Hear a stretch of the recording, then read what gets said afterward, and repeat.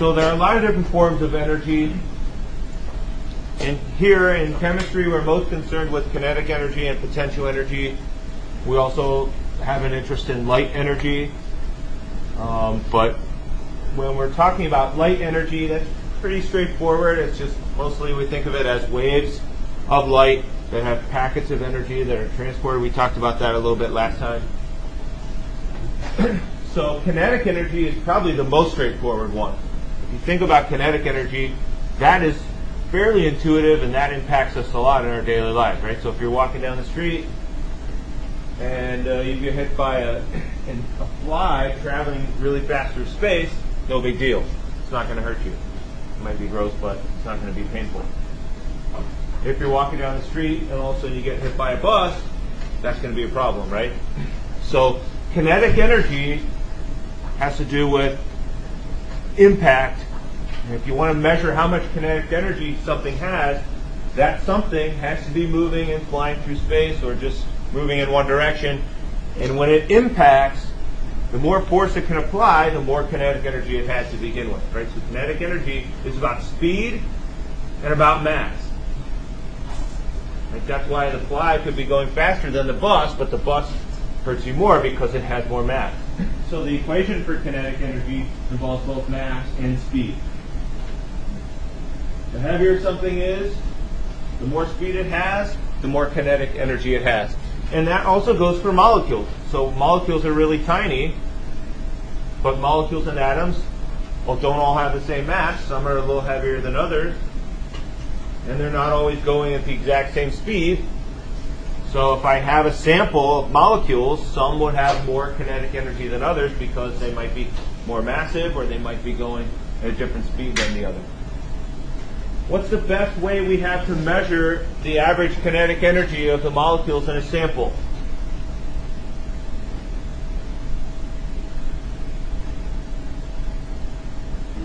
Thermometer.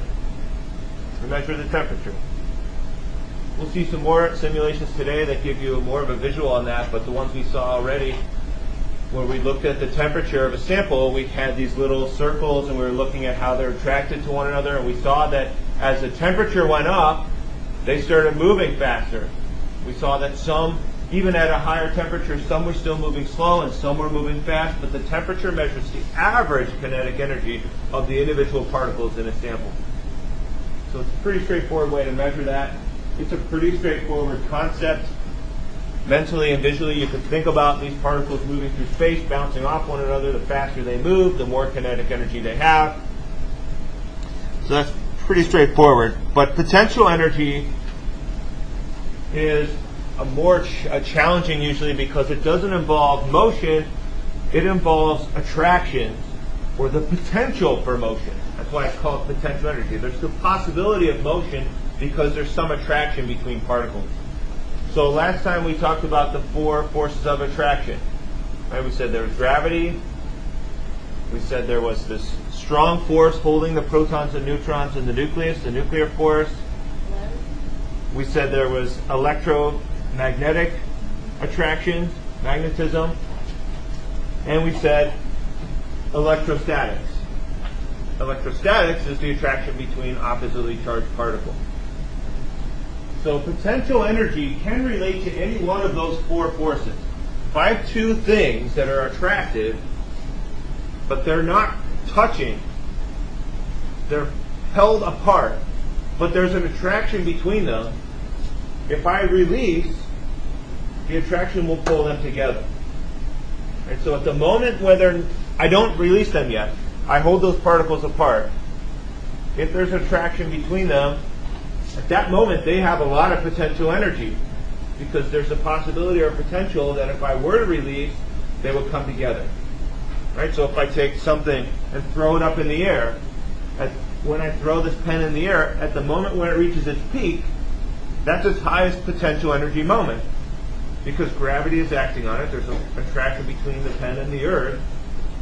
And at the highest part of that peak, that's the greatest potential for it to fall down because I've pulled it away from the earth. It's still feeling the attraction of the earth, but if I hold it up here and then release, the gravity will pull it down. So it has the potential energy. It has more potential energy here than if I just set it on the ground. Right? When I set it on the ground, it doesn't have any potential energy due to gravity because it's already pulled down as much as it can be at this moment in time. So gravity affects potential energy of things because of the gravitational attraction. Chemical energy comes from electrostatic energy. Okay, so these two are kind of two different ways of expressing the same thing, which is if I have particles that are charged and they're not arranged in the best way to maximize the attractions between those charges, then there's potential for them to be arranged differently to make more attraction. And that's potential energy. Right? So the simplest example of that is just looking at an atom. Right? Take any element from the periodic table. As long as it has protons in its nucleus and some electrons in the electron cloud, then there's some distance between the positive and negative charge. And there's going to be some potential energy associated with that. If I have an electron and I pull it farther away from the nucleus, now it has more potential energy. It's hard to do that. If the electron's close to the nucleus, it's experiencing that attraction between its negative charge and the nucleus's positive charge. But I could hit it with some other form of energy, like light or heat. And if it absorbs that energy, it might move out from the nucleus. Right? Just like if I have two magnets that are stuck together through a magnetic attraction. If I throw it up against the wall, the force of that collision might cause the magnets to come apart, even though they're held together. So there are forces that are similar to collisions that act on electrons, and if you hit an electron with light or some other form of energy, you could knock it out of an area close to the nucleus where it's experiencing attraction and move it up to a higher energy level. If you move the electron up, though, now it has more potential energy because it's been separated from the thing it's attracted to. And if you wait for some period of time, eventually that attraction will pull it closer to where it should be. So this formula, which I'm not going to ask you to use quantitatively on any exam question, but just conceptually and qualitatively, the strength of an attraction between two oppositely charged particles is proportional to how much charge they have and how far apart they are. That's the potential energy, right? So if I had one proton and one electron, each has like a charge of +1 and a charge of -1. If they're already close together, then the distance is small. So they are experiencing a strong attraction. There's not much potential for them to do anything because they're already close together. If I pull them apart, though, now their attraction is much less because they're not able to get close together and experience the attraction that they have due to their opposite charges. Eventually, if I pull those an infinite distance apart, they're too far apart to experience any attraction at all, so the attraction becomes zero. So, what? Does it have to be opposite charge? Yes. If they have the same charge, then they have a repulsion. So there's an electrostatic repulsion instead of an attraction. So this energy it's tricky because sometimes when you think about electrostatics, you'll be thinking about the degree of attraction there is. That's already there. That's kind of what this formula describes. This describes how much of an attraction is already there.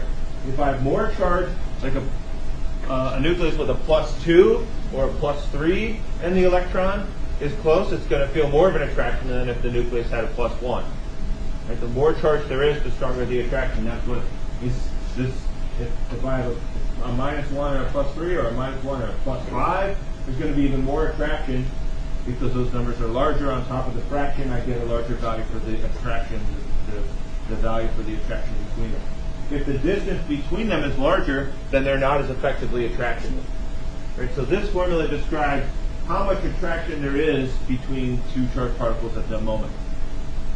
It's a little bit different from potential energy because the potential energy describes the potential for them to undergo a change in their arrangement because they're not already in the optimal arrangement that they could experience if they're attracted to one another. So anytime I pull two particles apart that are attracted by some distance, if they're still experiencing that attraction, they have the possibility or the potential of moving back. So there's some potential energy at that point.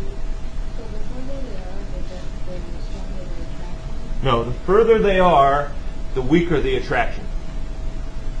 But if I pull them apart and they're still within range to attract, they have potential energy.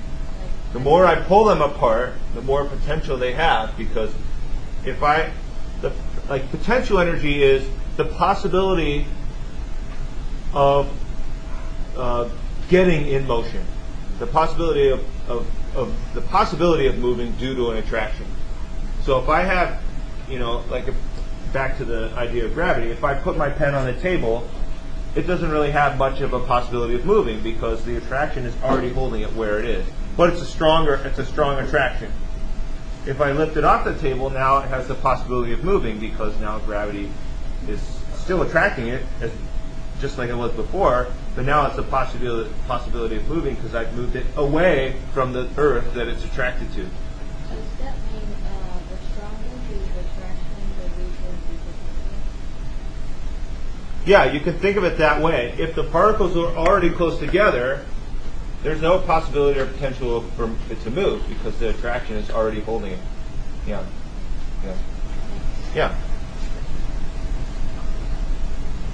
Other questions about that? Or anything else? What is the ocean? Where? Oh, I'm sorry. This means proportional.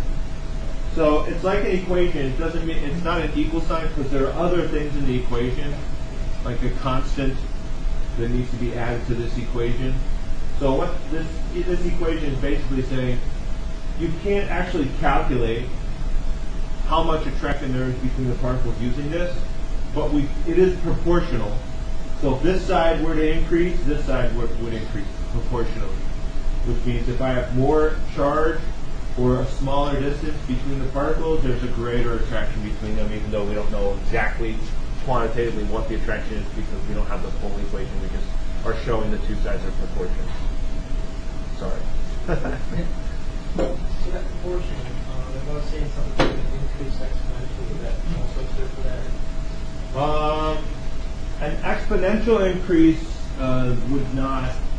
You need to modify this to show an exponential relationship. So this just shows a linear proportional relationship. So if I were to multiply this side by 2, this side would be multiplied by 2, not 2 squared.